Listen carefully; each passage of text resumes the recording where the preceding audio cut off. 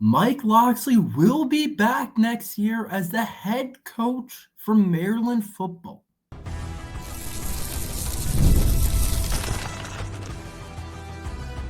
You are Locked On Terps, your daily podcast on the Maryland Terps, part of the Locked On Podcast Network, your team every day. What's up, everyone? I'm Tre Moore, host of Locked On Terps, part of the Locked On Podcast Network, your team every day. So thank you guys for making us part of your day. And today's episode is brought to you by the Gametime app. Download the Gametime app, create an account, and use code Locked On College for $20 off your first purchase. Mike Locksley is back as the Maryland head coach. Now, this is some interesting news. This is something that I didn't totally expect, that I didn't know was coming. And yesterday was a big announcement that Mike Locksley will be back as the Maryland head coach next year in 2026. Jim Smith announced. This was honestly a little bit bigger news than the game we played, to be completely honest, because I think we're all kind of come to terms that this is a lost season for Maryland football. It doesn't look like we're going to make a bowl game with only 2 games left, having to win 2 hard games to win against Michigan and Michigan State after losing 24-6 to Illinois in a game where we just got outplayed, outcoached, everything. It's very consistent, and I said it going into the game. I said, I have no belief in Maryland football to come out of this game with any sort of win, to come out of that game with any sort of good-looking game. Like, I didn't expect anything. I didn't expect us to keep it close. And honestly, this Mike Locksley news has overshadowed a little bit of some of the other gameplay stuff that happened against Illinois, because now I'm like, okay, well, a lot of the season, the rest of it's kind of like, is Locksley back? Is he not? Like, a lot of it's deciding that after having one Big Ten win again, but our athletic director, Jim Smith, said Mike Locksley will be back in 2026, which is obviously really interesting for Maryland football. And there's a couple different directions to take with this. To me, in my opinion, I think it's the wrong move, but I see both sides completely, 100%. And there's a lot that goes behind this, rather than just being on like a video game, being like, hey, this guy hasn't been a good coach, like, let's just fire him. There's so much more to it. It's a lot deeper than just a simple kind of switch like that. It's not just like, oh, we'll fire him. If Maryland doesn't have the money right now and the boosters don't want to pay it, and whatever the case is, and we can't raise enough, it is what it is.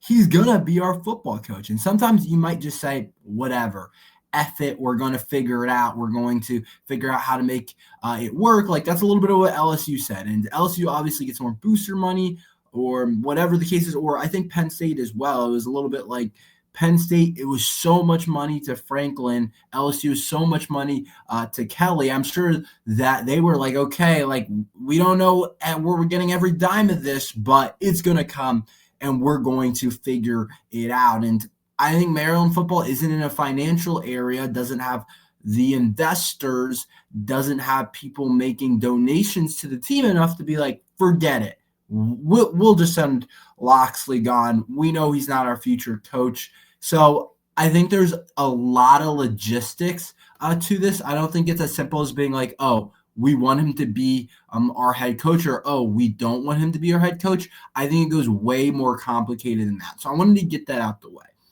In terms of a pure coaching decision, even though I said it's way more complex, pure coaching decision, I'm not excited about it. I'm not. And I don't know very many people that would be right now.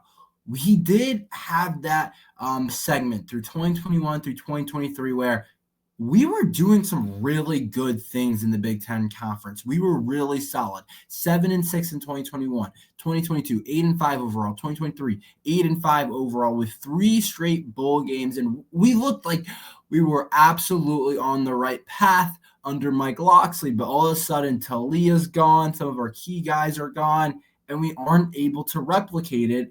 And it looks like it's going to be 2 straight 4-8 seasons. Maybe we're able to get to 5-7 if we're lucky this year and beat Michigan State, who's also pretty bad. But right now, his current record as Maryland head coach is 37-47, 17-46 in Big Time. So to sit here and be like, I'm overly excited that Mike Locksley is our head coach would be a lie. It's just, I'm a very let's look how it's showing up on paper. Let's look at if we're winning games or not. And I'm not saying, we've been losing to Michigan, Ohio State. My thing is every single game, it feels like this year, it's either we get demolished or we have some type of malfunction late in the game that allows us to lose to a team that's usually similarly talented than us. And there hasn't been a game this year besides the Wisconsin game. Forget the out of conference. Besides the Wisconsin game, there hasn't been a single game where I was like, yeah, Mike Locksley outcoached the other team. And when you outcoach the other team, it doesn't necessarily mean you win. It doesn't. It sometimes means, we lost to Indiana by 17 points, but we were in it most of the game, and it was clear that Locksley outcoached the Indiana head coach. There hasn't been a single game like that besides Wisconsin, who's pretty bad this year. And so when I come to that, I'm like, every head-to-head battle, I'm like, we kind of got outcoached. We got outcoached. That team came in with a better game plan. That team came in with more power, with higher energy, and whatever the case is. And if you watch the team right now, it's dead. It's unenjoyable to watch. I was watching it, but I'm like, I'd rather be doing something else. I'd rather be turning on some of the other games. It's just unenjoyable to watch because you watch a team that doesn't really have it. They just don't, for lack of a better way to put it. But the part that does excite me, we're not exactly sure how it's going to play out, but if he's able to retain some of these young guys, i.e. Malik Washington, Sidney Stewart, Carlton Smith, Messiah Del Home, keep Zion Ely committed, Zahir Mathis, if he's able to keep some of these young guys, there's things to be excited for next year. And I'm not going to sit up here and be like, we're going to be really good next year.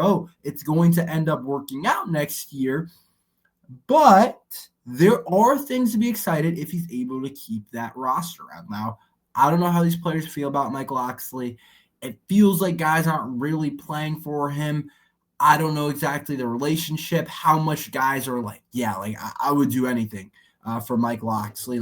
I don't really know how much of a case that is going to be. But so,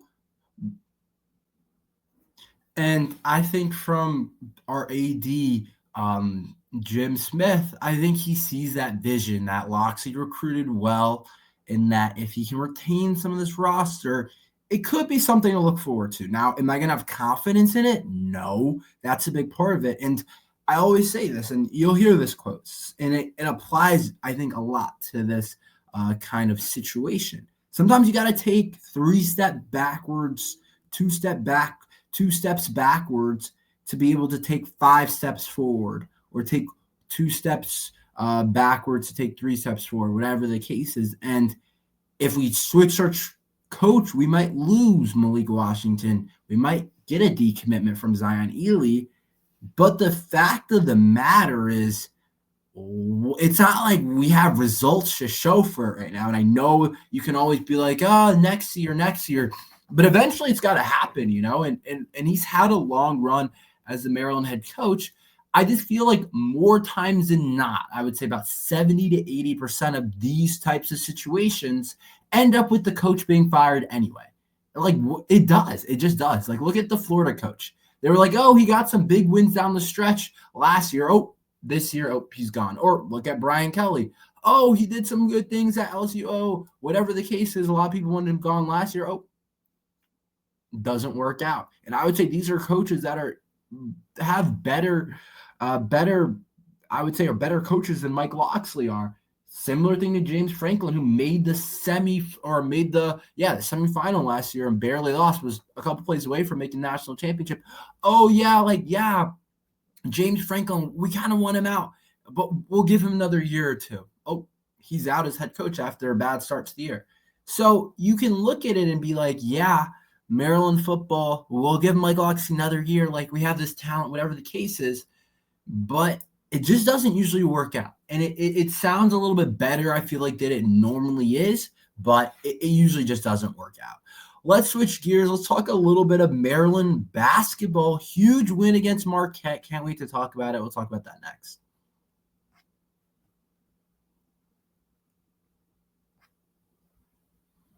The NBA is back, and there's no better place to get on the action than FanDuel, the official sports betting partner of the NBA.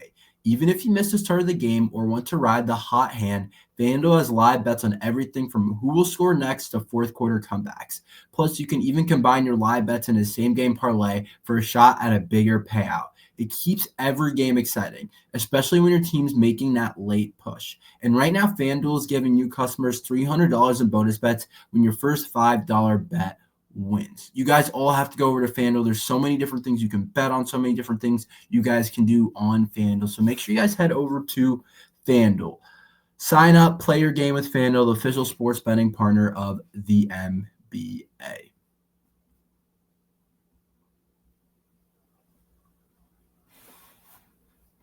How about Maryland basketball coming up with a big, huge win that's going to count big time down the stretch against Marquette basketball? Now, there's a lot of different storylines to this game.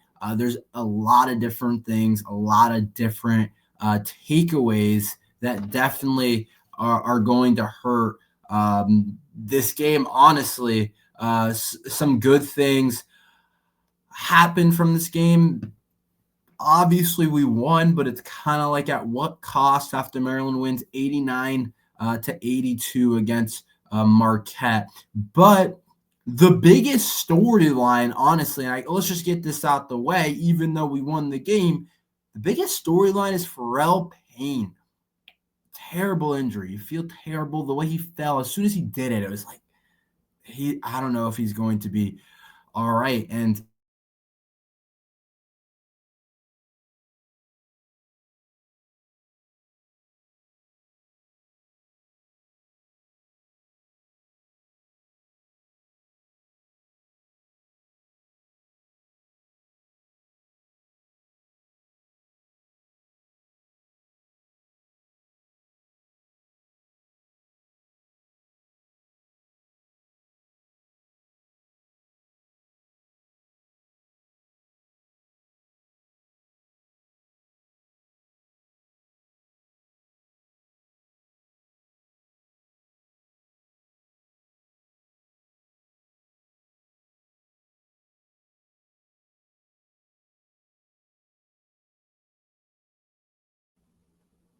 sorry for the technical difficulties. My computer shut down. Weird, but basically what I was saying is that it definitely sucks. You won, but you wonder at what cost with the Pharrell Payne injury, because it's like, dang, what is our ceiling now without him? How good can we really be? I think is a fair question that a lot of people are asking, and I would have traded the loss for Pharrell Payne to stay healthy and to be ready to go. And I think he was obviously our best player. The impact that he's making on the game was huge. In only 17 minutes of gameplay, he had 13 points, 1 rebound, 2 assists. Like, he's our guy. He's our guy down there. He's our best player, and our ceiling just isn't as high without him. And that's just what the case is. And that was a freakish incident coming down from a dunk that he's probably done thousands of times, and it just landed weird and just didn't look right. And so it looks to be that he's going to be out for the season. And the Maryland injury card is just getting hit terribly. It just is. We're getting hit left and right with different injuries. So I just think that right now there's a lot there's a lot of different things to think about with Maryland basketball. But let's talk about the actual game. And guys, there was a couple guys that I thought stepped up, played really well, did some good things. I mean, David Coit, again, a really good performance from the small guard that, like people were saying, I kind of agree. I was like, why are we adding this guy? Kind of what does he do? But Buzz Williams saw something in him, and it's working out, man. He looks like one of our better players.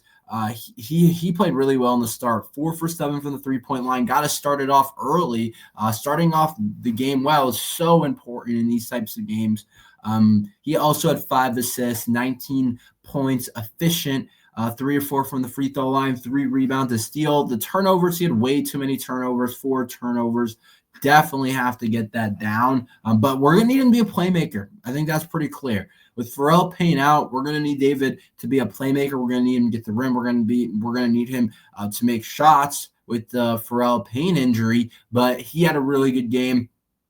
I thought Darius Adams, despite shooting 0 for 4 from the three-point line, it's yet to be going down. I thought he had his best game so far this season against top-notch competition. He continues to get to the free throw line, 6 to 7 from the free throw line. I thought he looked agile. I thought he looked good. Really good game from him besides the three-point shot, which is going to fall. He is a good shooter, and he also had 7 rebounds. So it's only 1 turnover, 3 assists. I thought Darius Adams looked as good as advertised, as good as we could want him to look in that game. And then I thought that Isaiah Watts, 18 points, 5 of 6 from the field, 3 or 4 from the three-point line. I thought he looked great as well in 29 minutes playing starter minutes. I thought Andre Mills, he's a streaky shooter. I don't know what I'm going to get with Andre Mills, but still 11 points, 4 rebounds, 4 assists. Like, we'll take that from Andre Mills. He's still a really freakish type of athlete and can make stuff happen. Elijah Sanders nearly had a double-double with 8 and 11. So he played, I thought, decently well too. Definitely the three-point shot was going, mostly because of Isaiah Watts and David, both who shot a really high percentage. They made 7 of our 8 threes, along with Elijah Sanders adding 1 in. But, man, it was a team win. I thought we did a lot of things at a pretty high level, and that was definitely good to see. And that was with us losing the turnover battle as well. Like Marquette turned over the ball less than us. I just thought we came out the jump ready to go. Marquette didn't shoot the ball great, but credit to our defense. I thought the game plan was good too, forcing them to shoot a lot of shots. I thought that worked. Even the kid Ben Gold, like, he made 4 threes, and I know 4 for 10 is a good percentage, but it felt like he was just missing a lot. But the offensive rebounds, gosh, that's got to get cleaned up. They had 20 offensive rebounds to our 4. That just can't happen. That's just not good enough. 20 offensive rebounds, that's just way too many. That's something that's going to have to get cleaned up, something that's going to have to get better for Maryland to be able to succeed. 20 offensive rebounds is too much, to be completely honest. So that's something that we'll have to work on as well is the rebound, especially with Pharrell Payne out. You imagine that guys like Alex Austin, guys like Cullen Metcalf are now going to get more minutes. Metcalf did have 4 points. He did some good things, 2 blocks as well. He protects the rim at a really high level. So you imagine that those guys are going to have to do a little bit more now. And so it'll be interesting to see how that ends up actually working out for Maryland basketball. But all in all, a great win. The Pharrell Payne injury is a story to come along from that. I don't know.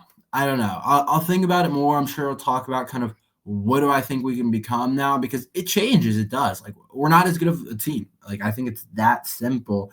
I'm not going to sit up here and lie and be like, oh, we're still really good. Like, we have good talent. Like, we have players, and I'm glad we have some of this depth, but it's just not this. It's not going to be the same without Pharrell Payne playing. So we'll see exactly what ends up happening. Maryland football, let's touch on it. We'll talk more about it tomorrow, but Maryland football takes another loss. Surprise, surprise. We'll talk about that next.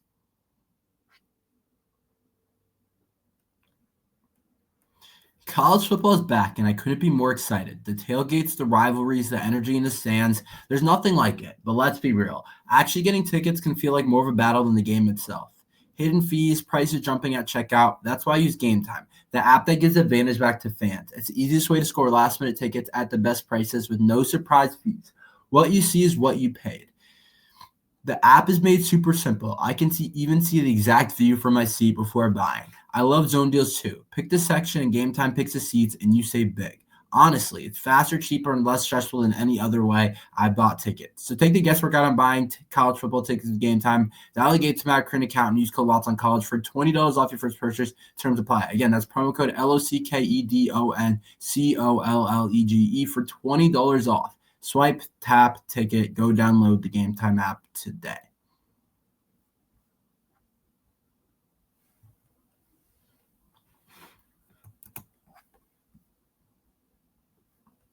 So another loss by Maryland football. And I mean, are we surprised at this point? I know the Mike Locksley stuff overshadowed it, but a big reason we're like, oh, we don't want him back as our head coach is because of stuff like this. We're a bottom team in the Big Ten. We get smacked by Illinois, to be fair, is the better team. Illinois has a good football team this year. Not even close. Not even remotely close. It feels like this. I'm watching the same game over and over and over. It feels like not much has changed as a team. Like you talk about rushing and not being able to support Malik Washington, along with our offensive line not being able to block. It's like it really isn't that complicated. We can't run the ball. We average 3.1 yards on the ground. I know DeJuan Williams had a good run, but other than that, like, we can't run the ball at all. It's rare we get 4 or 5 yards. We're finding ways to get guys the ball, but it's just not going for a ton of yardage. Like, yeah, Jalil Farouk had 5 receptions, but it's only 35 yards. Like, yeah, Octavius Smith had 4 receptions, only 37 yards. DeJuan Williams got 8 balls per 50 yards. Like, Shalik Knox, 4 receptions, 62 yards. We're having trouble getting it down the field, which I think is fair, but that's just where we are right now. Zahir Mathis did have the sack, which was good. Bryce Jenkins, the freshman, had a sack, which was also good. And so Nasir Taylor, like some of the defensive line definitely got after Luke Oltmeyer, but it's really the same old. And it comes down to Maryland getting just rushed all over on the defensive side of things. I mean, man, we can't stop anything in terms of the rushing game. They ran the ball for 48 carries for 225 yards. We're getting gashed. And this has been the problem with Mike Locksley, not being able to stop the run. It just hasn't improved. It hasn't gotten better. And I don't know what we need to do. I mean, you got to have better players up front, scheme related, whatever the case is. Maryland needs to fix it because every single game I ask myself, how many yards is the team going to rush against us? How many yards is the team going to average against us? And whatever that is, because we continue to get gashed over and over and over and over again. And it's not a pretty game. It's not a pretty game. And Luke Oltmeyer didn't even have to throw for that much. 15 to 25, 172 yards. It's not crazy, but he doesn't have to. And why put him in danger when you can just run the ball over and over? And so we're just having a lot of the same problems. And I know Mike Locksley tried to address it in a different way this offseason, kind of by bolstering the transfer portal in terms of defensive linemen and just adding a bunch of different guys. It's just not working. And I don't know what we need to do. I don't know. Is that going to be just a thing in the Mike Locksley era? And that's a big concern, or why I have concern as him as a head coach, is because it's like he's not able to stop the run with him as our head coach. And I know he's an offensive guy, so maybe it falls on the guys in the back end a little bit more, but it just doesn't feel like it's going well. And so definitely something I want to see improve. Definitely something I want to see get better, because right now we just can't do it, and it's annoying. And we're not going to be able to win games in the Big Ten. Big Ten is known for football teams that can rush the football. So that's what we have for today. Thank you guys for listening to Locked on Terps. Make sure you guys like and subscribe. We're here every day talking Maryland football and basketball. So thank you guys for listening to Locked on Terps.